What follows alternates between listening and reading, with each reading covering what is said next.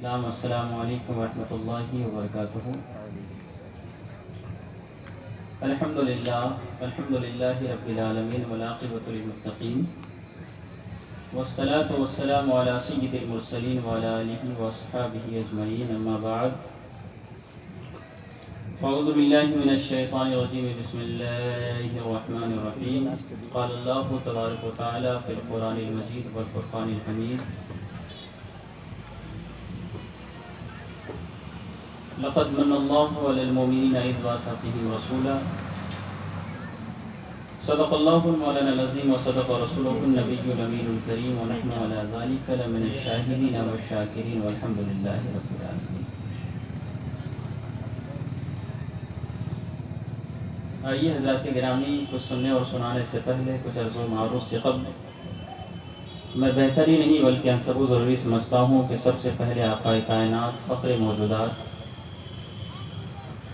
احمد مصطفیٰ جناب محمد مصطفیٰ صلی اللہ تعالیٰ علیہ وسلم کی بارگاہ بے پناہ میں جھوم جھوم کر عقیدت و محبت کی ڈالی میں سجا کر مل کر درود پاک پڑھیں۔ اللہم صلی علی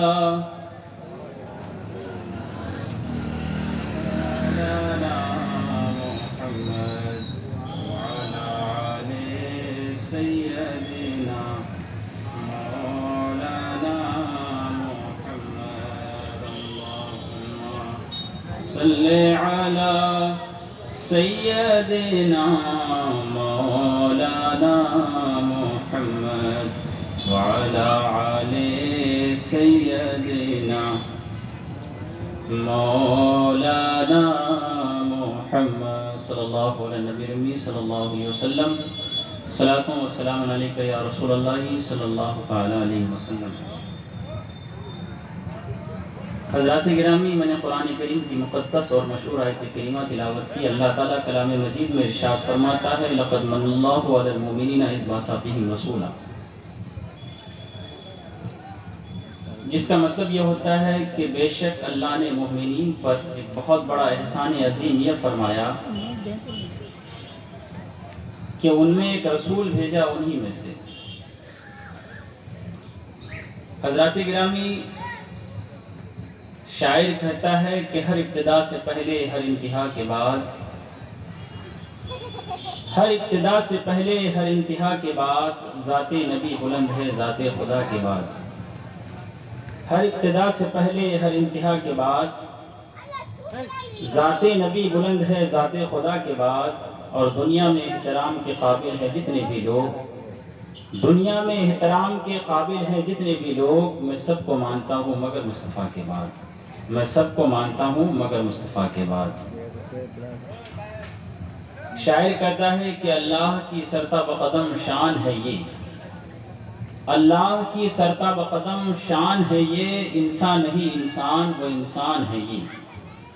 اللہ کی سرتا بقدم شان ہے یہ، انسان نہیں انسان وہ انسان ہے یہ۔ اور قرآن تو ایمان بتاتا ہے انہیں، قرآن تو ایمان بتاتا ہے انہیں، اور ایمان یہ کہتا ہے میری جان ہے یہ، ایمان یہ کہتا ہے میری جان ہے۔ حضرات گرامی،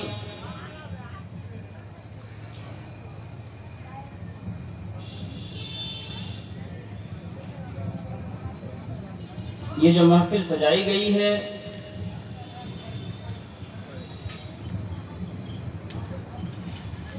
یہ چند نوجوان مل کر قریب 2 یا 3 سال سے بڑی محنت اور بڑی مشقت سے یہ لوگ محفل سجاتے ہیں۔ ان بچوں کی حالت یہ ہے کہ جب میں انہیں دیکھتا ہوں تو کبھی یہاں دوڑتے جا رہے ہیں، کبھی وہاں دوڑتے جا رہے ہیں، یعنی جب سے یہ لوگ اپنی اتنی تیاری میں مصروف رہتے ہیں کہ بیچارے اپنا کھانا پینا ہر کچھ قربان کر دیتے ہیں۔ میں اللہ تبارک و تعالیٰ سے دعا کرتا ہوں کہ اللہ تبارک و تعالیٰ اس نوجوان کمیٹی کی کاوشوں کو اپنی بارگاہ میں قبول فرمائے، اور کل قیامت کے دن حضور اکرم صلی اللہ علیہ وسلم کی شفاعت نصیب عطا فرمائے۔ حضرات گرامی، میں نے جس آیت کریمہ کی تلاوت کرنے کا شرف حاصل کیا ہے، اللہ تعالیٰ کلام مجید میں ارشاد فرماتا ہے لقد من اللہ علی المؤمنین اذ بعث فیہم رسولا، کہ بے شک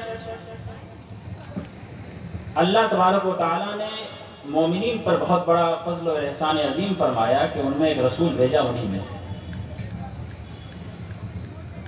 حضرات گرامی، اللہ عز و جل نے نبی کریم علیہ الصلاۃ والتسلیم کی بعثت سے پہلے کم و بیش 1,24,000 پیغمبران اسلام کو اس دنیا میں لوگوں کی رشد و ہدایت کے لیے بھیجا، لوگوں تک احکام خداوندی کو پہنچانے کے لیے بھیجا۔ اللہ کے رسول صلی اللہ علیہ وسلم کی آمد سے پہلے حضرت عیسیٰ بھی آئے، اللہ کے رسول کی آمد سے پہلے حضرت موسیٰ بھی آئے، اللہ کے رسول کی آمد سے پہلے حضرت شیش بھی آئے، اللہ کے رسول کی آمد سے پہلے حضرت سلیمان بھی آئے، حضور اکرم صلی اللہ علیہ وسلم کی آمد سے پہلے حضرت ابراہیم بھی آئے، حضرت اسماعیل ذبیح اللہ بھی آئے، حضرت آدم سے لے کر حضرت عیسیٰ تک کم و بیش 1,24,000 پیغمبران اسلام تشریف لائے۔ لیکن اللہ تبارک و تعالیٰ نے حضرت عیسیٰ کی پیدائش پر، اللہ تبارک و تعالیٰ نے حضرت موسیٰ کی پیدائش پر، اللہ تبارک و تعالیٰ نے حضرت سلیمان کی پیدائش پر، اللہ تبارک و تعالیٰ نے حضرت ابراہیم کی پیدائش پر، اللہ تبارک و تعالیٰ نے حضرت یعقوب کی پیدائش پر، اللہ تبارک و تعالیٰ نے حضرت سلیمان کی پیدائش پر، اللہ تبارک و تعالیٰ نے حضرت شعیب کی پیدائش پر، اللہ تبارک و تعالیٰ نے حضرت یعقوب کی پیدائش پر یہ نہ فرمایا کہ اے لوگوں میں نے تم پر بڑا احسان عظیم فرمایا، لیکن اللہ تبارک و تعالیٰ نے جب آخری نبی، ہم سب کے نبی جناب محمد رسول اللہ صلی اللہ علیہ وسلم کو اس خاکدان گیتی پر بھیجا تو اللہ عز و جل قرآن عظیم میں خود ارشاد فرماتا ہے لقد من اللہ علی المؤمنین اذ بعث فیہم رسولا، کہ بے شک تحقیق کہ اللہ عز و جل نے مومنین پر بہت بڑا احسان فرمایا کہ ان میں ایک رسول بھیجا انہی میں سے۔ اور میں آپ سے کہنا چاہتا ہوں کہ رسول پاک صلی اللہ علیہ وسلم ہم تمام لوگوں کے نبی، آخری نبی ہے، یعنی اللہ کے رسول صلی اللہ علیہ وسلم اس دنیا میں سب سے آخر میں آتے ہیں، لیکن کتابوں میں آتا ہے کہ اللہ تبارک و تعالیٰ نے سب سے پہلے ہمارے نبی کے نور کو پیدا فرمایا، یہاں تک کہ احادیث میں آتا ہے کہ لولا کا لما خلقت الافلاق، کہ اے محبوب اگر آپ کو پیدا کرنا مقصود نہ ہوتا تو میں کچھ بھی پیدا نہ کرتا۔ تو اس سے پتہ چلا کہ یہ زمین و زمان، مکین و مکا، عرش و کرسی، بہشت و دوزخ، یہ جتنی بھی جملہ مخلوقات اللہ تبارک و تعالیٰ نے پیدا کی ہے، یہ ساری چیزیں اللہ تبارک و تعالیٰ نے حضور اکرم صلی اللہ علیہ وسلم کے صدقے طفیل میں پیدا کی ہے۔ اگر اللہ تبارک و تعالیٰ کو حضور اکرم صلی اللہ علیہ وسلم کو پیدا کرنا مقصود نہ ہوتا تو اللہ تبارک و تعالیٰ اس روئے زمین پر کچھ بھی پیدا نہ فرماتا، اسی لیے تو فرمایا لولا کا لما خلقت الافلاق، اے محبوب اگر آپ کو پیدا کرنا مقصود نہ ہوتا تو میں کچھ بھی پیدا نہ کرتا۔ اس سے پتہ چلا زمین و زمان تمہارے لیے، مکین و مکا تمہارے لیے، چنی نہ چنا تمہارے لیے، یہ جو کچھ بھی اس دنیا میں نظر آ رہا ہے، حضرت آدم کی پیشانی پہ جو نور چمک رہا ہے وہ نور محمدی ہے، حضرت یعقوب کی پیشانی میں جو نور چمک رہا ہے وہ بھی نور محمدی ہے، حضرت اسحاق کی پیشانی میں جو نور چمک رہا ہے وہ بھی نور محمدی ہے، حضرت یعقوب کی پیشانی میں جو نور چمک رہا ہے وہ بھی نور محمدی کی جھلک ہے، حضرت سلیمان کی پیشانی میں جو نور چمک رہا ہے وہ بھی نور محمدی کی جھلک ہے۔ حضرت سلیمان، حضرت شیش، حضرت یعقوب، حضرت اسحاق، حضرت موسیٰ، غرض کے جتنے بھی انبیاء کرام، جتنے بھی رسولان اعظام اس جہان گنجی پر تشریف لائے، سب میں ہمارے حضور کا نور چمک رہا ہے۔ اسی لیے تو کسی شاعر نے خوب کہا ہے کہ چمک تجھ سے پاتے ہیں سب پانے والے، چمک تجھ سے پاتے ہیں سب پانے والے، میرا دل بھی چمکا دے، چمکا دے۔ سبحان اللہ، سبحان اللہ۔ نعرے رسالہ، عید میلاد النبی، عید میلاد النبی، نعرے تکبیر۔ ہمارے نبی تو وہ ہے جب حضرت حسان ابن ثابت نے ہمارے نبی کے رخ مصطفیٰ کو جب حضرت حسان ابن ثابت دیکھتے ہیں تو یہ اشعار کہنے پر مجبور ہو جاتے ہیں، وَأَحْسَنُ مِنْكَ لَمْ تَلِدْ عَيْنِي وَأَجْمَلُ مِنْكَ لَمْ تَلِدِ النِّسَاءُ، وَأَحْسَنُ مِنْكَ لَمْ تَلِدْ عَيْنِي وَأَجْمَلُ مِنْكَ لَمْ تَلِدِ النِّسَاءُ، خُلِقْتَ مُبَرَّأً مِنْ كُلِّ عَيْبٍ كَأَنَّمَا خُلِقْتَ كَمَا بادشاह حضرت جابر بن سمورہ فرماتے ہیں ایک مرتبہ ایسا ہوا کہ 14ویں کی رات ہے، اللہ کے رسول صلی اللہ علیہ وسلم یمنی سرخ دھاری دار چادر پہنے ہوئے تشریف لائے۔ میں کبھی 14ویں کے چاند کو دیکھتا، کبھی رخ مصطفیٰ کو دیکھتا، کبھی 14ویں کے چاند کو دیکھتا، کبھی رخ مصطفیٰ کو دیکھتا، میں یہ فیصلہ نہیں کر پاتا کہ کون زیادہ خوبصورت ہے، 14ویں کا چاند زیادہ خوبصورت ہے یا رخ مصطفیٰ زیادہ خوبصورت ہے۔ میں بارہا کبھی چاند کی طرف کبھی رخ مصطفیٰ کی طرف دیکھتا رہا، بالآخر میں یہ فیصلہ کرنے پر مجبور ہوا کہ ہمارے رسول پاک صلی اللہ علیہ وسلم کا جو رخ مصطفیٰ ہے وہ سب سے زیادہ حسین و جمیل ہے۔ حضرت ابوبکر صدیق نے جب دیکھا تو یہ کہنے پر مجبور ہو گئے یا رسول اللہ میں نے آپ سے زیادہ حسین نہیں دیکھا۔ جب رسول پاک کو حضرت عمر فاروق نے دیکھا تو یہ کہنے پر مجبور ہو گئے یا رسول اللہ میں نے آپ سے زیادہ حسین و جمیل کسی کو نہیں دیکھا۔ جب عثمان غنی کی نظر رخ مصطفیٰ پر پڑتی ہے تو کہنے پر مجبور ہو جاتے ہیں یا رسول اللہ آپ سے زیادہ حسین و جمیل کسی کو نہیں دیکھا۔ جب حضرت بلال حبشی کی نظر رخ مصطفیٰ پر پڑتی ہے تو یہ کہنے پر مجبور ہو جاتے ہیں یا رسول اللہ آپ سے زیادہ حسین و جمیل کسی کو نہیں دیکھا۔ حضرت عمر فاروق کی نظر پڑی تو کہنے پر مجبور ہوئے یا رسول اللہ آپ سے زیادہ حسین و جمیل کسی کو نہیں دیکھا۔ کوئی کہنے والا کہہ سکتا ہے اس لیے کہ حضرت عمر فاروق نے صرف عرب کے لوگوں کو دیکھا ہے، عثمان غنی نے صرف عرب کے لوگوں کو دیکھا ہے، حضرت جابر سمورہ نے صرف عرب کے لوگوں کو دیکھا ہے، حضرت ابو ہریرہ نے صرف عرب کے لوگوں کو دیکھا ہے، حضرت حسان بن ثابت نے صرف عرب کے لوگوں کو دیکھا ہے۔ اس لیے کہ جابر بن سمورہ نے کبھی ہندوستان کے لوگوں کو نہیں دیکھا، پاکستان کے لوگوں کو نہیں دیکھا، انڈونیشیا کے لوگوں کو نہیں دیکھا، ملیشیا کے لوگوں کو نہیں دیکھا، پاکستان کے لوگوں کو نہیں دیکھا، بنگلہ دیش کے لوگوں کو نہیں دیکھا، کویت کے لوگوں کو نہیں دیکھا۔ غرض کے دنیا میں جتنے کنٹریز ہیں، دنیا میں جتنے ملک ہیں، حضرت حسان بن ثابت نے بھی نہیں دیکھا، حضرت ابوبکر صدیق نے بھی نہیں دیکھا، حضرت عثمان غنی نے بھی نہیں دیکھا، حضرت علی مرتضیٰ نے بھی نہیں دیکھا۔ تب پھر وہ کیسے کہہ سکتے ہیں کہ یا رسول اللہ پوری کائنات میں آپ سے زیادہ کوئی حسین و جمیل نہیں ہے، یا رسول اللہ پوری کائنات میں آپ سے زیادہ خوبصورت کوئی نہیں ہے؟ آئیے اس سوال کا جواب ہم ان سے پوچھتے ہیں جس نے مشرق کو بھی دیکھا، جس نے مغرب کو بھی دیکھا، جس نے ہندوستان کو بھی دیکھا، جس نے پاکستان کو بھی دیکھا، جس نے انڈونیشیا کو بھی دیکھا، جس نے ملیشیا کو بھی دیکھا۔ غرض کے دنیا کے اندر جتنے ممالک پائے جاتے ہیں سارے ملک کا جائزہ لیا، اس کا چپا چپا چھان ڈالا۔ میں پوچھتا ہوں ایسے شخص سے جس نے اگلوں کو بھی دیکھا، جس نے پچھلوں کو بھی دیکھا، جس نے انبیاء کو بھی دیکھا، جس نے رسولوں کو بھی دیکھا، اگلی امت کو بھی دیکھا، پچھلی امت کو بھی دیکھا، مشرق کو دیکھا، مغرب کو دیکھا، پورب کو دیکھا، پچھم کو دیکھا، زمین کو دیکھا، آسمان کو دیکھا۔ پوچھتے ہیں چلتے ہیں حضرت جبرائیل امین کی بارگاہ میں جن کو طائر سدرہ بھی کہا جاتا ہے۔ اے جبرائیل امین، اے سید الملائکہ، تو بتا کہ کائنات میں سب سے زیادہ حسین و جمیل کون ہے؟ حضرت جبرائیل امین فرماتے ہیں میں نے مشرق دیکھا، میں نے مغرب دیکھا، میں نے شرق دیکھا، میں نے غرب دیکھا، میں نے پورب دیکھا، میں نے پچھم دیکھا، میں نے اگلوں کو دیکھا، میں نے پچھلوں کو دیکھا، میں نے ہندوستان کے لوگوں کو دیکھا، میں نے پاکستان کے لوگوں کو دیکھا، میں نے انڈونیشیا کے لوگوں کو دیکھا، میں نے ملیشیا کے لوگوں کو دیکھا۔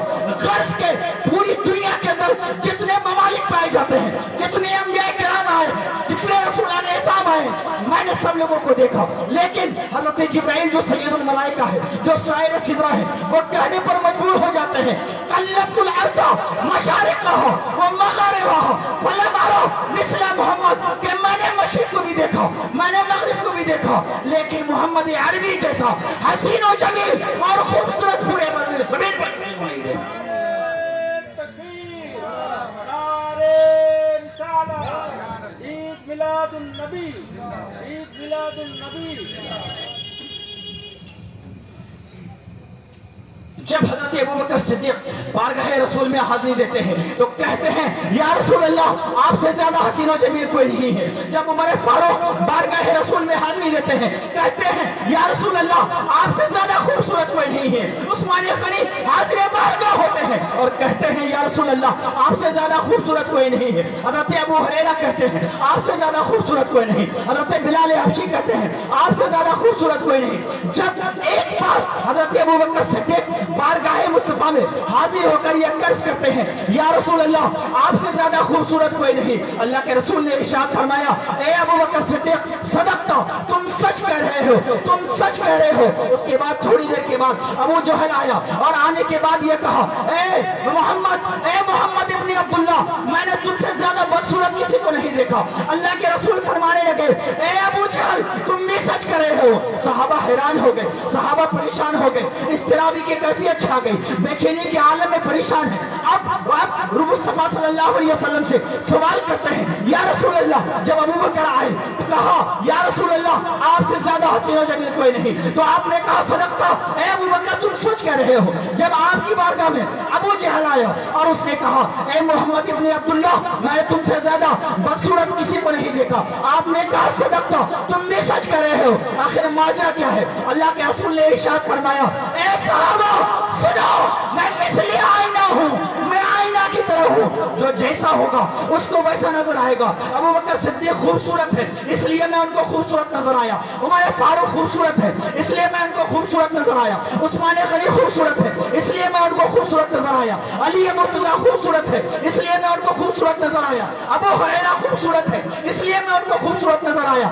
جتنے صحابہ ہیں سب خوبصورت ہیں اس لیے میں ان کی نظر میں خوبصورت نظر آیا، لیکن ابو جہل کی نظر میں، عتبہ کی نظر میں، شیبہ کی نظر میں، جتنے بھی دشمنان رسول ہیں ان کی نظر میں بدصورت نظر آیا، اس لیے کہ ابو جہل اپنی آنکھوں کے نور سے دیکھ رہا تھا، عتبہ اپنی آنکھوں کے نور سے دیکھ رہا تھا، شیبہ اپنے آنکھوں کے نور سے دیکھ رہا تھا، بلکہ جتنے بھی دشمنان رسول ہیں وہ اپنی آنکھوں کے نور سے دیکھ رہے تھے، دیکھ رہا تھا، لیکن حضرت ابو بکر صدیق اپنی آنکھوں کے نور سے نہیں بلکہ نور مصطفیٰ سے دیکھ رہے تھے، عثمان غنی اپنی آنکھوں کے نور سے نہیں بلکہ محبت کی نظر سے دیکھ رہے تھے، علی مرتضیٰ اپنی آنکھوں کے نور سے نہیں بلکہ نور مصطفیٰ کی نظر سے دیکھ رہے تھے، اس لیے جو جس نگاہ سے دیکھا اس کو میرے رسول ویسے ہی نظر آئے۔ ابو بکر نے محبت کی نگاہ سے دیکھا اس لیے ابو بکر صدیق کو خوبصورت نظر آئے، عثمان غنی نے محبت کی نگاہ سے دیکھا اس لیے عثمان غنی کو خوبصورت نظر آئے، علی مرتضیٰ نے محبت کی نگاہ سے دیکھا اس لیے علی مرتضیٰ کو خوبصورت نظر آئے، لیکن ابو جہل، عتبہ، شیبہ جتنے دشمنان رسول ہیں سب نے بغض و عداوت کی نگاہ سے دیکھا، اس لیے وہ یہ کہے کہ ہم کو رسول پاک سے زیادہ بدصورت کوئی نظر نہیں آیا، اس لیے ایسی نظر پیدا کرنے کی ضرورت ہے جو ابو بکر صدیق کے پاس تھی، ایسی نظر پیدا کرنے کی ضرورت تھی جو عثمان غنی کے پاس تھی، ایسی نظر پیدا کرنے کی ضرورت ہے جو علی مرتضیٰ کے پاس تھی، ایسی نظر پیدا کرنے کی ضرورت ہے جو ابو ہریرہ کے پاس تھی، ایسی نظر پیدا کرنے کی ضرورت ہے جو عثمان غنی کے پاس تھی۔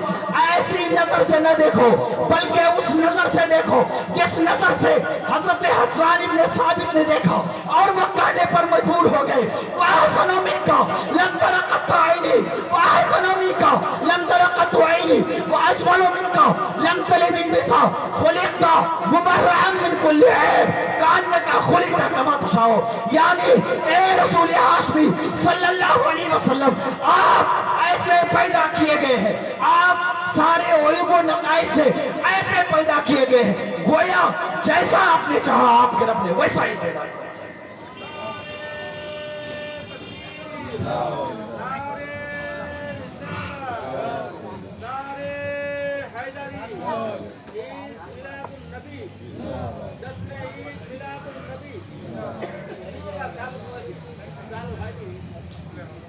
حضرات گرامی یہ تھے ہمارے رسول، لیکن ہم اور آپ اپنا جائزہ لیجیے اور سوچیے، غور کیجیے کہ ہمارے رسول کا مقام و مرتبہ کتنا بلند ہے۔ ہم اس نبی کے امتی ہیں کہ جس نبی کے بارے میں حضرت عیسیٰ ابن مریم نے کہا اپنے حواریوں کے بیچ تشریف فرما ہے، اور وہ عرض کرنے لگے جو میرے بعد جو نبی آئے گا وہ مجھ سے بھی افضل ہوگا۔ ہر شاگرد کی نظر میں اس کا استاذ افضل ہوتا ہے، ہر مرید کی نظر میں اس کا پیر افضل ہوتا ہے، ہر بیٹے کی نظر میں اس کا باپ افضل ہوتا ہے۔ مریدین میں سے امتیوں میں سے بعض امتی نے کہا اے عیسیٰ ابن مریم آپ جس کے قصیدے پڑھ رہے ہیں، آپ جن کے گن گا رہے ہیں، کیا وہ آنے والا نبی آپ سے بھی افضل ہوگا؟ سنیے میرے پیارے، حضرت عیسیٰ ابن مریم کیا جواب دیتے ہیں؟ آپ کے پاؤں تلے زمین کھسک جائے گی۔ حضرت عیسیٰ ابن مریم فرماتے ہیں تم ان کے افضل ہونے کی بات کرتے ہو، تم ان کے معزز ہونے کی بات کرتے ہو، تم ان کے مقرب ہونے کی بات کرتے ہو، بلکہ میرے باپ جو آنے والا نبی ہے وہ اتنی عظمتوں کا حامل نبی ہے، وہ اتنی رفعتوں کا حامل نبی ہے کہ اگر عیسیٰ ابن مریم کو ان کے جوتے کے فیتہ باندھنے کے بھی اگر سعادت نصیب ہو جائے تو یہی عیسیٰ ابن مریم کے لیے کافی ہے۔ سبحان اللہ۔ میرے پیارے، ہم اس نبی کی امتی ہیں، اس نبی کا کلمہ پڑھنے والے ہیں۔ جس طرح ہمارے نبی سارے نبیوں میں افضل، اسی طرح حضور کی امتی سارے امتیوں میں افضل ہے۔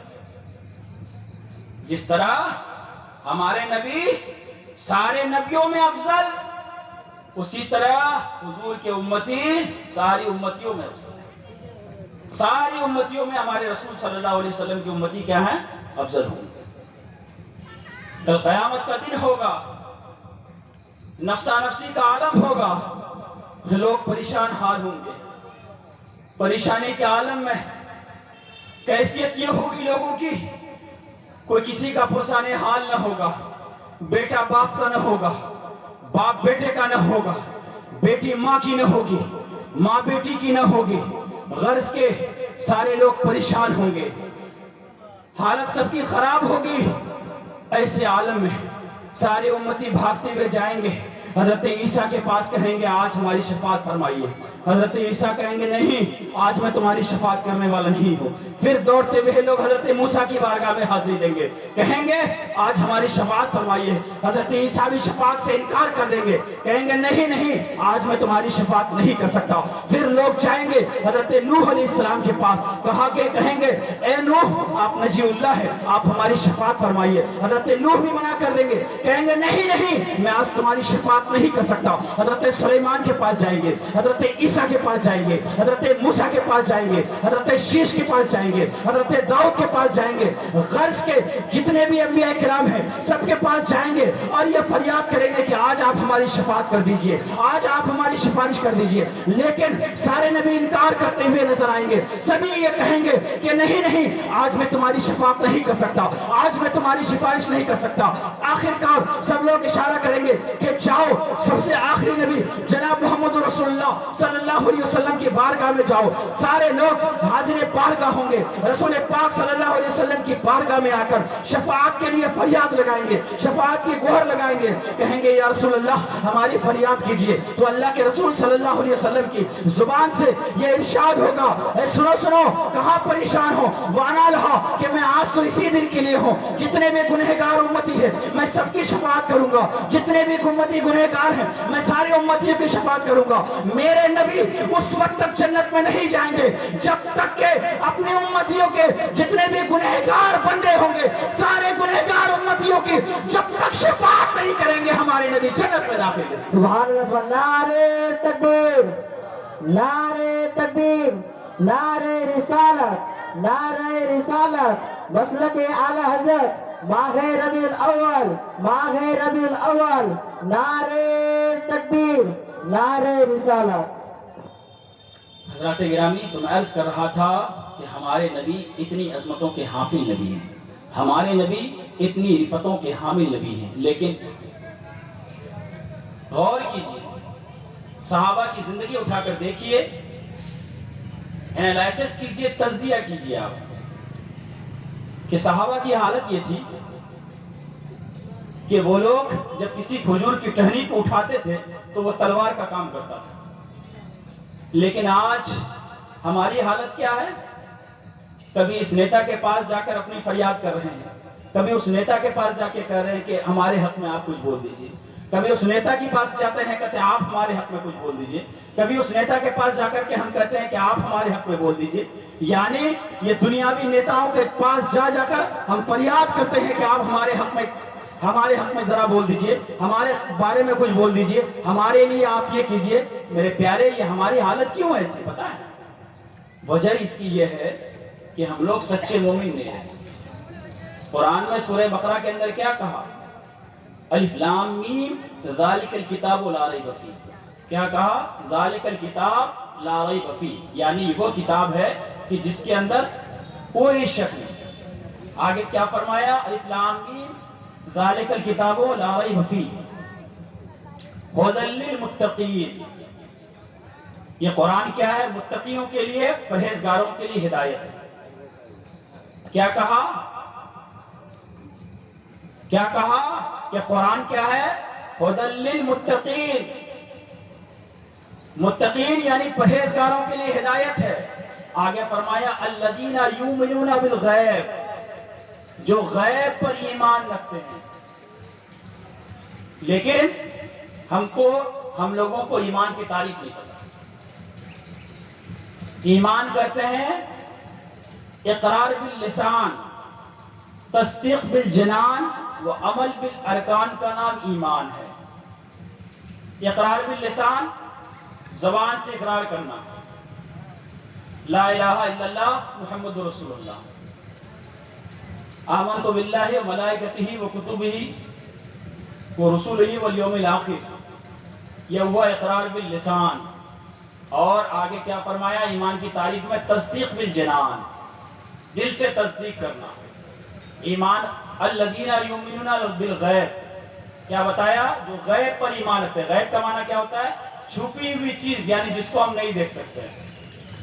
کیا ہم نے حضور کو دیکھا ہے؟ نہیں دیکھا۔ کیا ہم نے جنت کو دیکھا ہے؟ نہیں دیکھا۔ کیا ہم نے جہنم کو دیکھا ہے؟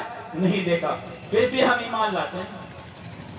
آج حالت یہ ہے کہ صحیح معنوں میں ہم لوگ سچے مومن ہے ہی نہیں۔ حقیقت یہ ہے کہ صحیح معنوں میں ہم لوگ مسلمان ہے ہی نہیں۔ وجہ اس کی یہ ہے کہ اگر اللہ کو ہم نے تو دیکھا نہیں نا، لیکن یقین ہے کہ اللہ ہے، ہم گواہی بھی دیتے ہیں قل هو اللہ احد، کہ اللہ کیا ہے؟ ایک ہے۔ کچھ سالوں پہلے ایک باپ کے سامنے ایک بیٹا سگریٹ نہیں پیتا تھا۔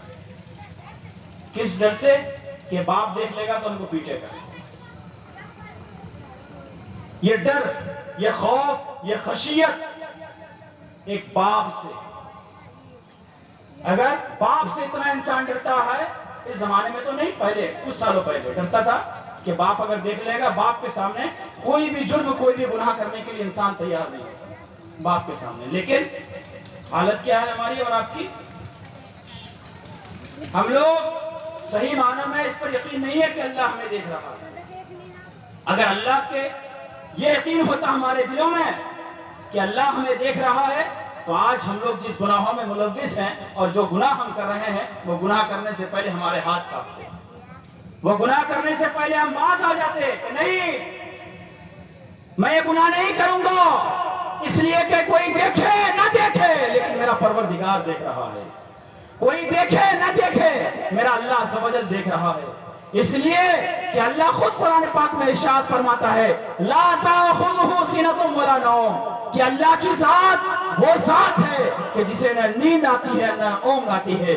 آپ رات کے 12 بجے اٹھ کے اللہ کی بارگاہ میں فریاد کریں، اللہ آپ کی فریاد سنے گا۔ رات کے 1 بج رہے ہو، پوری دنیا سو رہی ہو، آپ اٹھ کر اللہ کی بارگاہ میں فریاد کریں، اللہ آپ کی فریاد رسی کرے گا۔ رات کے 2 بج رہے ہو، جب پوری کائنات سو رہی ہو، آپ فریاد کریں اے اللہ، اے اللہ۔ آپ اللہ کی بارگاہ میں جو کچھ بھی فریاد کریں گے، اللہ آپ کی فریاد رسی کرے گا۔ آپ جو کچھ بھی اللہ سے مانگیں گے، اللہ آپ کی فریاد کو پوری کرے گا۔ اللہ سے آپ جو بھی مانگیں گے، اللہ آپ کو دے گا۔ اس لیے کہ انسانوں کو نیند آتی ہے۔ قرآن میں اللہ کے بارے میں ارشاد فرمایا اللہ کو لا تأخذہ سنۃ ولا نوم، کہ اللہ کی ذات وہ ذات ہے کہ جس کو نہ نیند آتی ہے نہ اونگ آتی ہے۔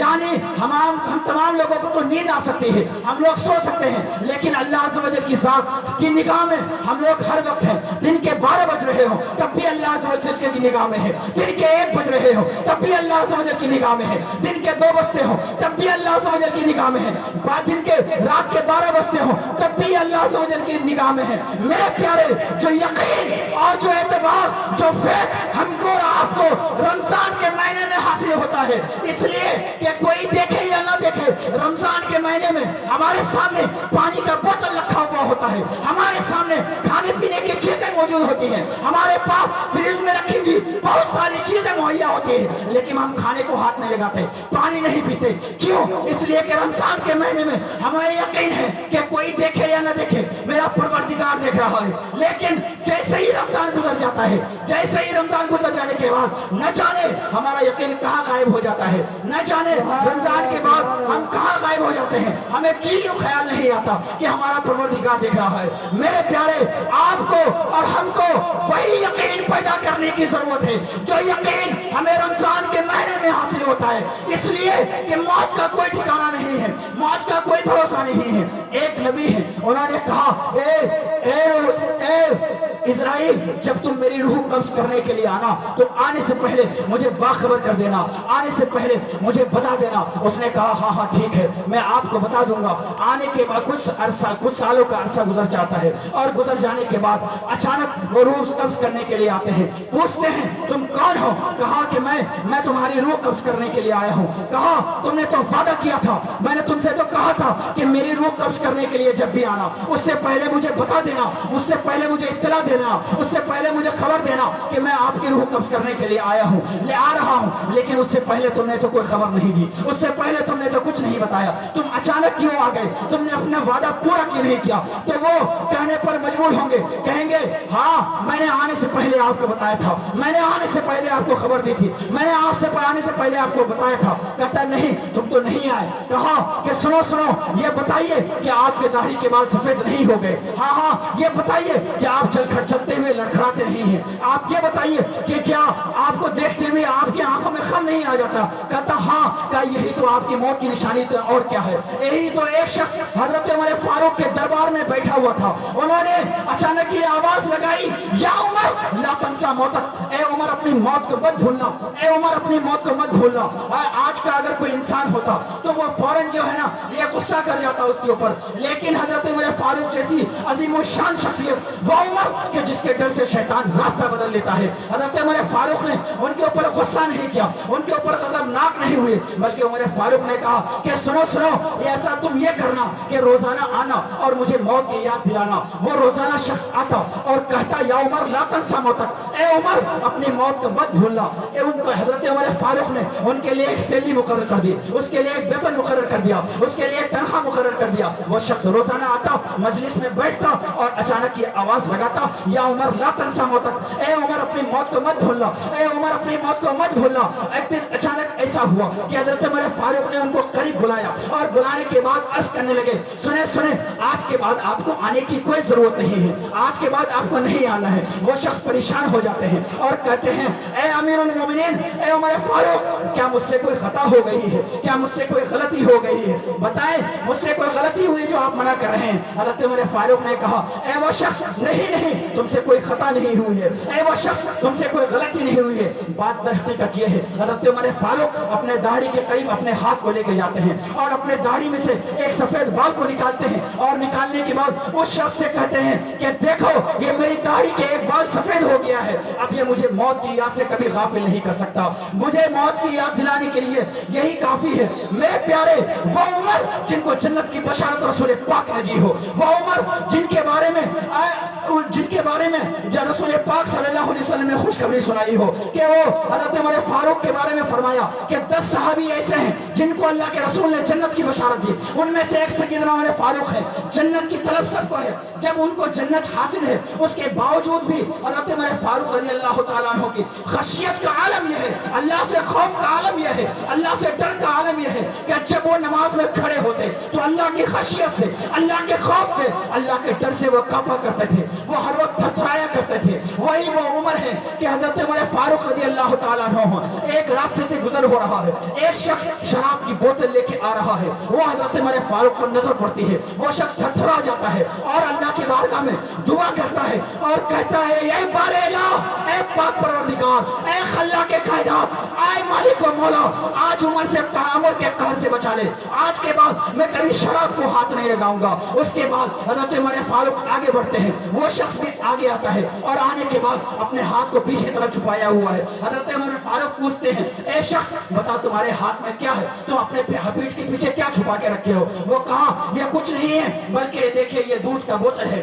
وہ جیسے ہی اپنے ہاتھ کو پیچھے سے آگے کی طرف لے کے آتے ہیں, وہ واقعتاً وہ شراب کا بوتل دودھ کی بوتل میں تبدیل ہو گیا, اس لیے کہ جب اس شخص نے بارگاہ الہی میں سچے دل سے توبہ کی تو رحمت خداوندی جوش میں آئی اور حضرت جبرائیل کو حکم دیا کہ اے جبرائیل جاؤ, میرا ایک بندہ دنیا میں میرے خوف سے, میری خشیت سے, میرے ڈر سے सच्चे दिल से उसने तौबा किया है, जाओ उसके शराब की बोतल को सिरके में तब्दील कर दो। तो जब मेरा वो रब जो शराब की बोतल को सिरके में तब्दील कर सकता है, अगर हम और आप अगर सच्चे दिल से अपने रब की बारगाह में अगर अपने गुनाहों से तौबा करें, तो क्या हमारी तौबा हमारा रब कबूल नहीं करेगा? क्यों नहीं करेगा? जरूर तौबा को कबूल करेगा।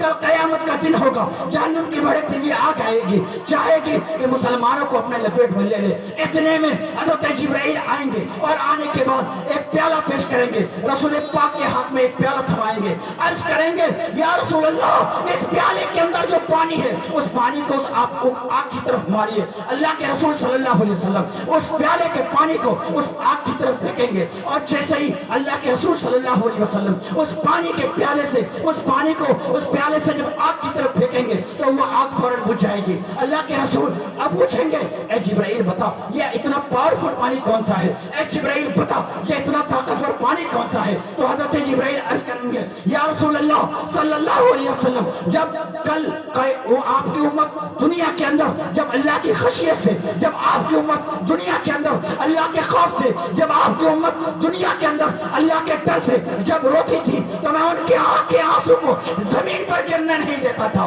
बल्कि उनके आँख के आंसुओं को जमीन पर गिरने से पहले मैं उठा लिया करता था। मैं आपकी उम्मत में से जो भी खौफ इलाही में, खशियत इलाही में अल्लाह के डर से रोया करती थी, उसके पानी को मैं जमीन पर गिरने नहीं दिया, बल्कि जमीन पर गिरने से पहले महफूज कर लिया। यही वो पानी है मेरे प्यारे। आज अगर हम और आप इस जश्न रहमतुल आलमीन के मौके पर अपने दिल में ये पक्का अहद करें, अपने दिल में ये पक्का वादा करें कि ऐ अल्लाह, आज के बाद जितने गुनाह हुए मौला हो गए हैं, मैं सारी गुनाहों से आज के इस नूरानी इजलास से, आज के इस जश्न रहमतुल आलमीन कॉन्फ्रेंस से मैं अपने सारे गुनाहों से तौबा करता हूँ। नबी अकरम सल्लल्लाहु अलैहि वसल्लम के विलादत बासादत के इस माह मुबारक से, ये इस जलसे से मैं ये याद करता हूँ, या मौला अब मेरी जो भी आने वाली जिंदगी होगी वो सुन्नत रसूल के मुताबिक जिंदगी गुजरेगी। आज के बाद जो हमारी आने वाली जिंदगी होगी वो नमाजों में गुजरेगी। आज के बाद जो हमारी आने वाली जिंदगी गुजरेगी वो अकले हलाल में गुजरेगी। आज के बाद हमारी जो जिंदगी आने वाली गुजरेगी वो सिद्के मकाल से गुजरेगी। मैं आज के बाद ये वादा करता हूँ कि किसी मुसलमान को तकलीफ नहीं दूंगा। मैं आज वादा करता हूँ कि किसी मुसलमान को बड़ी तकलीफ नहीं दूंगा।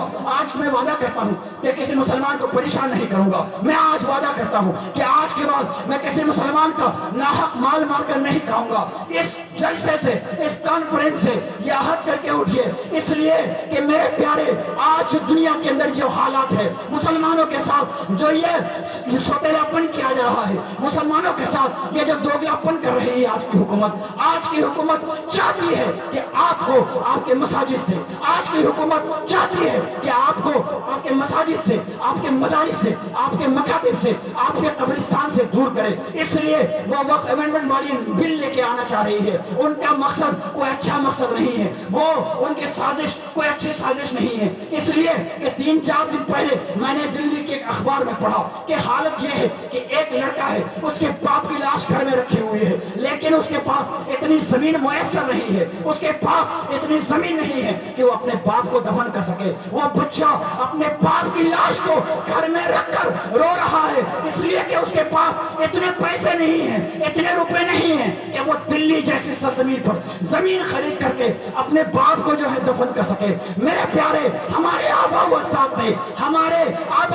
ने मसाजिद के लिए, मदारिस के लिए, मकातिब के लिए, कब्रिस्तान के लिए, ईदगाह के लिए, हमारी फलाह बहबूद के लिए 12,000 बिलियन से ज्यादा की जायदाद वक्त की थी, ताकि हमारी आने वाली नस्लें अच्छे से जिंदगी गुजार सके, ताकि हमारी आने वाली नस्ल खुशो-खरम होकर जिंदगी गुजार सके, ताकि हमारी आने वाली नस्लों को अपने बाप को दफन करने में किसी किस्म की कोई परेशानी न हो, ताकि हमारी आने वाली नस्लों को किसी किस्म की नमाज पढ़ने में कोई दिक्कत न हो, दफन करने में कोई दिक्कत न हो, मकतब में तालीम हासिल करने में कोई दिक्कत न हो। लेकिन आज की हुकूमत जिस तरह इन लोगों ने तलाश बिल को पास करके मुसलमानों को उनके अकीदों से दूर करने की नापाक कोशिश की।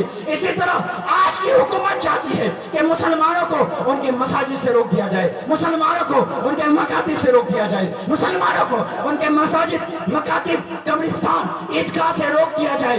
एक वक्त ऐसा आएगा कि हम लोगों को मस्जिद में नमाज पढ़ने के लिए उनसे परमिशन लेनी पड़ेगी। एक वक्त ऐसा आएगा कि कब्रिस्तान में दफन करने के लिए हमें उनसे इजाजत लेनी पड़ेगी। एक वक्त मुसलमानों के साथ ऐसा आने वाला है कि मदारिस में पढ़ने के लिए उनसे परमिशन लेनी पड़ेगी। नहीं मेरे प्यारे, उठो मुसलमानों, अपने खून के ताकत को दिखाओ। मैं ये नहीं कहता कि आप जाकर के किसी के घर को फोड़ो, मैं ये नहीं कहता कि आप जाकर किसी को तकलीफ पहुंचाओ, इसलिए कि मजहब इस्लाम इस चीज की इजाजत नहीं देता। मैं आपसे कहना चाहता हूँ, उठो नौजवानों, बेदार हो जाओ, अपने हक की लड़ाई लड़ो। हर हुकूमत हिंद को ये कहो कि हम मुसलमान जो है इतने लाचार नहीं है, हम मुसलमान इतने मजबूर नहीं है, हम मुसलमान इतने बेबस नहीं है। आज भी हमारे खून में गर्मी है, हम भी आज भी अपने हक की लड़ाई लड़ना जानते हैं। अगर तुम हमारी जायदाद के साथ खिलवाड़ करोगे, अगर तुम हमारे मसाजिद के साथ खिलवाड़ करोगे, अगर तुम हमारे मकातिब के साथ खिलवाड़ करोगे, अगर तुम हमारे मदारिस के साथ खिलवाड़ करोगे, हम इस चीज को कभी कबूल नहीं करेंगे। हम तुमको तुम्हारे मकसद में कभी कामयाब नहीं होने देंगे।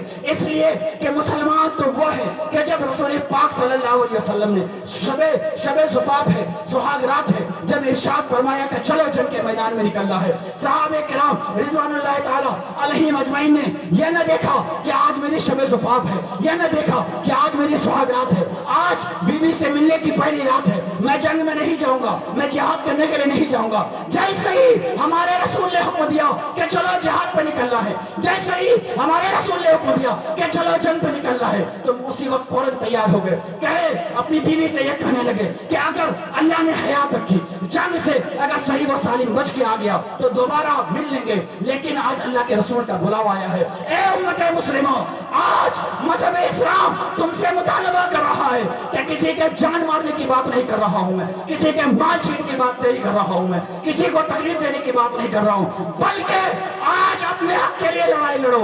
आपके आबा व अजदाद ने जो जमीन आपकी फलाह और बहबूद के लिए वक्त दिया है, आपके आबा व अजदाद ने जो जमीन आपके फ्यूचर में आसानी के लिए वक्त दिया है, उसके लिए लड़ाई करो, उसके लिए आप उठो, उसके लिए आवाज बुलंद करो। इसीलिए तो किसी शायर ने क्या खूब कहा कि चलो कि माना के मुकद्दर की इजाजत भी जरूरी है, चलो माना के मुकद्दर की इजाजत भी जरूरी है, मगर मंजिल को पाना है तो मेहनत भी जरूरी है। चलो माना कि मुकद्दर की इजाजत भी जरूरी है, मगर मंजिल को पाना है तो मेहनत भी जरूरी है।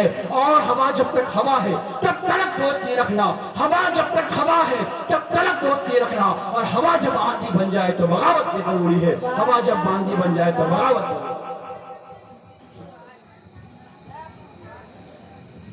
मेरे प्यारे, कब तक हम लोग सोते रहेंगे? कब तक गोश्त, बिरयानी, इन चक्करों में कब तक? अपनी आने वाली नस्लों के बारे में तो सोचिए। सोचिए सहाबा ने क्या किया और आज हम और आप क्या कर रहे हैं। हमने अपने बच्चों को दिया ही क्या है? कितने की बैंक बैलेंस छोड़ के जाएंगे हम और आप? कितने साल तक आपका बच्चा खाएगा? आज की जो हुकूमत है उसकी साजिश है, ये है, चल वो उनकी ये सोच है कि धीरे धीरे धीरे धीरे मुसलमानों के जो जाती उनके जो अकायद हैं, इन सारी चीज़ों में वो इंटरफेयर करने की कोशिश कर रहे हैं। उनकी यही साजिश है, वो कोशिश कर रहे हैं कि ऐसे तो कुछ नहीं कर सकते, चलो कुछ ऐसी चीज़ें लेकर के आओ कि मुसलमान खुद घुटना टेकने पर मजबूर हो जाए। लेकिन हम और आप क्या कर रहे हैं? ख्वाब खरगोश की तरह सो रहे हैं, अपना हक लेना नहीं जानते, अपना हक लेना हम लोग नहीं जानते। ये हमारा अपना जाती है हमारा वो, इसलिए कि हमारे आबा व अजदाद की मिल्कियत है, हमारे आबा व अजदाद ने हमारे लिए वक़्फ़ किया है, उनके लिए नहीं। लेकिन आज हम और आप क्या कर रहे हैं? ख्वाब गफलत में सो रहे हैं। बेदार हो जाइए, जाग जाइए और अपने हक की लड़ाई लड़िए। आप पुरअमन तरीके से एहतजाज कीजिए, पुरअमन तरीके से। किसी के साथ लड़ाई नहीं करनी है, तोड़फोड़ नहीं करनी है, आपको किसी को तकलीफ नहीं पहुंचानी है, बल्कि पुरअमन तरीके से आप हर घर का एक एक फर्द रोड पे जाकर खड़े हो जाए।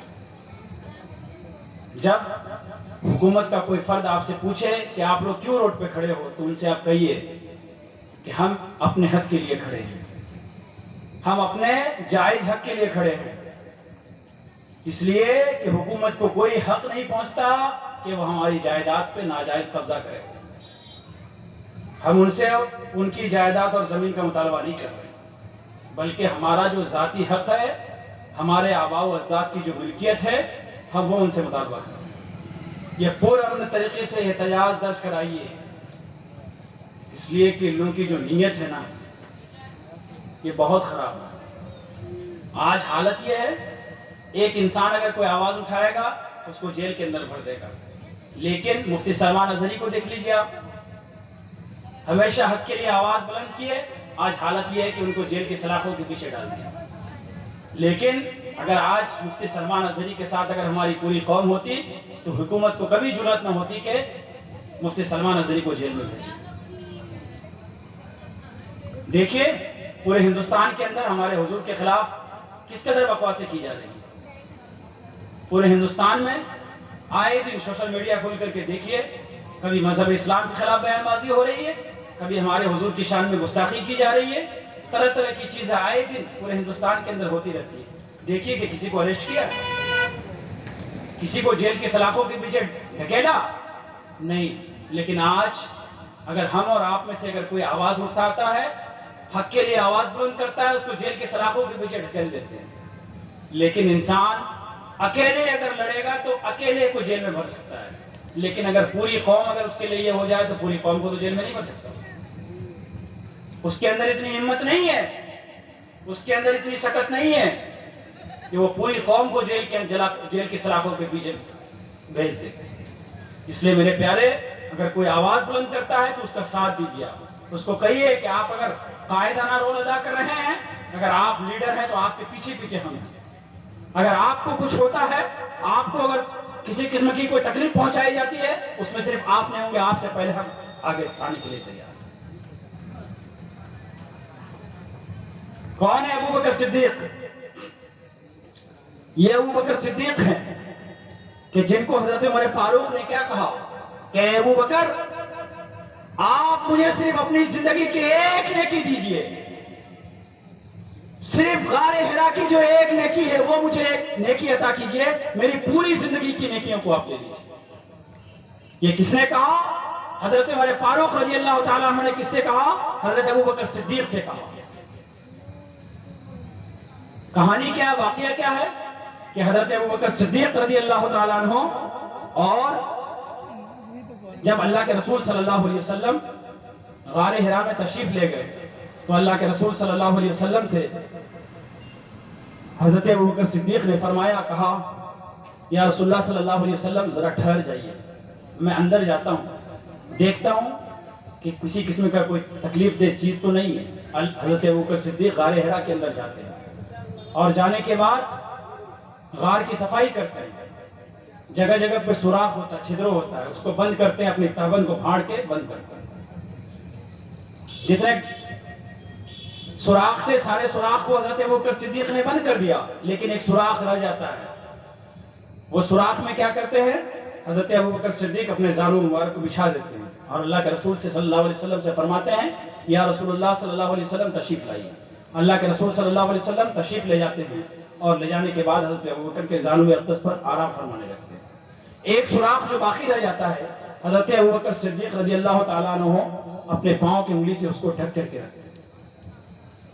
एक सांप जो 1000 साल पुराना था, जिसने सुन रखा था कि आखिरी जमाने में एक नबी पैदा होंगे, वो अल्लाह के रसूल की ज़ियारत करने के लिए बेताब था, बेकरार था, अल्लाह के रसूल सल्लल्लाहु अलैहि वसल्लम का दीदार करना चाहता था। 1000 साल से वो इंतजार कर रहा था कि नबी आखिर ज़मां सल्लल्लाहु अलैहि वसल्लम तशरीफ लाएंगे और मैं उनका दीदार करूंगा, मैं उनका दीदार करूंगा। सांप ने क्या किया? कोशिश की, देखा सारे रास्ते बंद हैं, आखिरकार अपने माथे से, अपने सर के बल से हजरत अबू बकर सिद्दीक के पैर पर टच करने लगा और वो बार बार ये इशारा कर रहा था कि अबू बकर मेरे रास्ते को छोड़ दो, मुझे रसूल पाक की ज़ियारत करनी है। बार बार अपने सर से इशारा कर रहा है, लेकिन हजरत अबू बकर सिद्दीक के इश्क पर कुर्बान जाइए मेरे प्यारे, हजरत अबू बकर की मोहब्बत पर कुर्बान जाइए। सांप बार बार अपने माथे से इशारा कर रहा है और कह रहा है अबू बकर मुझे भी हुजूर की ज़ियारत करनी है, मेरा रास्ता छोड़ दे। हजरत अबू बकर सिद्दीक की मोहब्बत पर कुर्बान जाइए। हजरत अबू बकर सिद्दीक अपना पैर नहीं हटा रहे हैं, इसलिए कि अगर पैर उठाएंगे अल्लाह के रसूल सल्लल्लाहु अलैहि वसल्लम जो आराम फरमा रहे हैं, अल्लाह के रसूल सल्लल्लाहु अलैहि वसल्लम की नींद में खलल वाक़ हो जाएगा। आखिरकार वो सांप जो 1000 साल से नबी की ज़ियारत के लिए बेताब था, वो सांप जो 1000 साल से नबी के दीदार के लिए बेचैन था, बेकरार था, आखिरकार उसने हजरत अबू बकर सिद्दीक के पैर को डस लिया। हजरत अबू बकर सिद्दीक उसके सांप ने डसा, लेकिन अपने पैर को नहीं हटा रहे हैं। पूरा जहर उनके पूरे जिस्म के अंदर फैल गया। जब हजरत अबू बकर सिद्दीक बेचैन हो गए, बेकरार हो गए, फिर भी अपने पैर को नहीं हटा रहे हैं। क्यों? इसलिए कि वो चाहते हैं कि अगर मैंने अपने पैर को हटा दिया तो अल्लाह के रसूल की नींद में खलल वाक़ हो जाएगी। आखिरकार जब उनकी बेचैनी बढ़ गई, आखिरकार जब उनकी बेकरारी बढ़ गई, आखिरकार जब जहर का असर बहुत ज्यादा पूरे जिस्म में फैल गया, हज़रत अबू बकर सिद्दीक की आंख से आंसू टपक पड़ते हैं। जब वो आंसू रुखे मुस्तफा पर पड़ते हैं, जब वो आंसू चेहरे मुस्तफा पर पड़ते हैं, तो हुजूर अकरम सल्लल्लाहु अलैहि वसल्लम बेदार हो जाते हैं और पूछते हैं, ए अबू बकर बता हुआ क्या है? हज़रत अबू बकर सिद्दीक रज़ियल्लाहु ताला अन्हु पूरा माजरा बयान करते हैं, पूरा वाक़या बयान करते हैं। अल्लाह हज़रत अबू बकर सिद्दीक फरमाते हैं, ए रसूल कायनात सल्लल्लाहु अलैहि वसल्लम मुझे एक जहरीला सांप ने डस लिया है। अल्लाह के रसूल सल्लल्लाहु अलैहि वसल्लम वो अपने लुआब दुहन को निकालते हैं और निकालने के बाद उस जगह पे जिस जगह पे सांप ने डसा था, अल्लाह के रसूल सल्लल्लाहु अलैहि वसल्लम अपने लुआब दुहन को निकालकर उस जगह पे लगा देते हैं। जैसे ही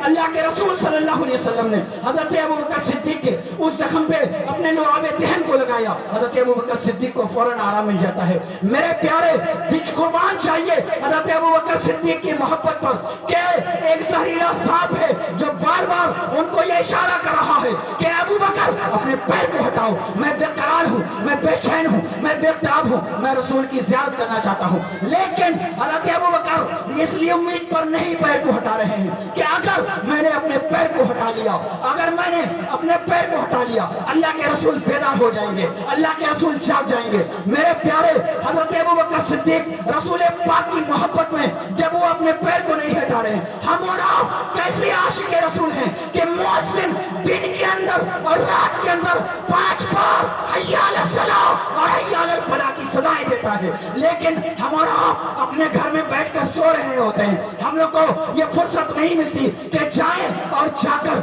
अपने दिल को सुकून पहुंचाए, अपने दिल को कल्बो जिगर को राहत पहुंचाए। इसलिए कि अल्लाह के रसूल ने एक हदीस में इरशाद फरमाया, अस्सलातु मिराजुल मोमिनीन, कि नमाज मोमिनीन की मिराज है। दूसरी हदीस में इरशाद फरमाया कि नमाज मेरी आंखों की ठंडक है। एक हदीस में इरशाद फरमाया, इन्ना वला मा युहासबु बिही अब्दु यौमल क़यामा बिसलातिही, कि बेशक क़यामत के दिन सबसे पहले अगर इंसान से किसी चीज के बारे में पूछा जाएगा तो उसकी नमाज के बारे में पूछा जाएगा कि वो बंदा दुनिया में नमाज पढ़ता था कि नहीं। इसलिए कि अगर वो बंदा अगर दुनिया में नमाज पढ़ेगा तो बाकी सारे अमाल तो ठीक होंगे। अगर वो बंदा नमाज नहीं पढ़ेगा उसी वक्त उसका चैप्टर क्लोज कर दिया जाएगा, उसी वक्त उसका चैप्टर बंद कर दिया जाएगा, उसी वक्त उसको जहन्नम में डाल दिया जाएगा। मेरे प्यारे अगर आप चाहते हैं कि अल्लाह तबारक व तआला आपको जहन्नम की सजा झेलने के बाद जन्नत में डाले, मेरे प्यारे अगर आप चाहते हैं कि अल्लाह तबारक व तआला आपको अव्वल औला में अगर जन्नत में डाले तो आपको नमाज अदा करनी पड़ेगी। बस इसी गुफ्तगू के साथ, इसी चंद बातों के साथ मैं अपनी गुफ्तगू खत्म करता हूँ इसलिए कि अल्लाह तबारक व तआला ने कुरान पाक में इरशाद 4 चीजें इरशाद फरमाई कि अगर तुम कामयाबी चाहते हो, अगर तुम फलाह चाहते हो, अगर तुम निजात चाहते हो तो अल्लाह तबारक व तआला ने 4 चीजें इरशाद फरमाई। इन्नल इंसाना उसमें अंदर 4 चीजें, इल्लल लदीना आमनू व अमिलुस सालिहात व तवासौ बिल हक व तवासौ बिस सब्र, कि अगर ऐ मोमिनो, ऐ मुसलमानों, अगर तुम कामयाबी हासिल करना चाहते हो तो 4 चीजों का दामन पकड़ लो। कुरान ने फरमाया इल्लल लदीना आमनू, पहली चीज जो लोग ईमान लेकर आए, दूसरी चीज जिन लोगों ने नेक अमाल किए। तीसरी चीज, जिन्होंने वतवासो बिल हक, जिन्होंने हक का साथ दिया। चौथी चीज, जिन्होंने सब्र का दामन पकड़ के रखा। मेरे प्यारे, अगर आप चाहते हैं कि अल्लाह तबारक व तआला आपको अव्वल ओहला में जन्नत में दाखिल करे, तो 4 चीजों पर अमल करना पड़ेगा।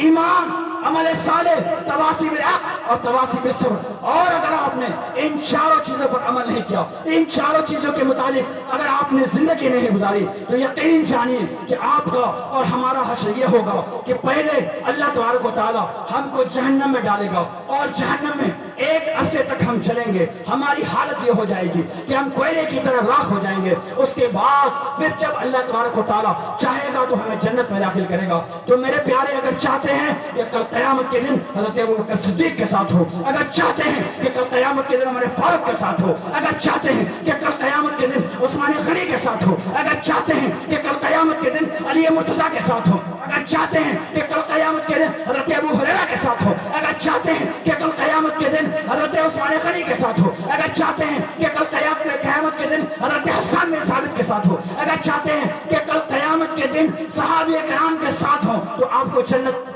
अगर हासिल करना चाहते हैं तो आपको नमाज पढ़नी पड़ेगी। और अगर आपने नमाज नहीं पढ़ी तो यकीन जानो कि आपका और हमारा हश्र उनके साथ होगा जो दुश्मनाने रसूल होंगे। आपका और हमारा हश्र उतबा के साथ होगा, आपका और हमारा हश्र उतैबा के साथ होगा, आपका हमारा हश्र शद्दाद के साथ होगा, आपका हमारा हश्र शदीद के साथ होगा, बल्कि आपका और हमारा हश्र अबू जहल के साथ होगा, अबू लहब के साथ होगा, फिरौन के साथ होगा, हामान के साथ होगा।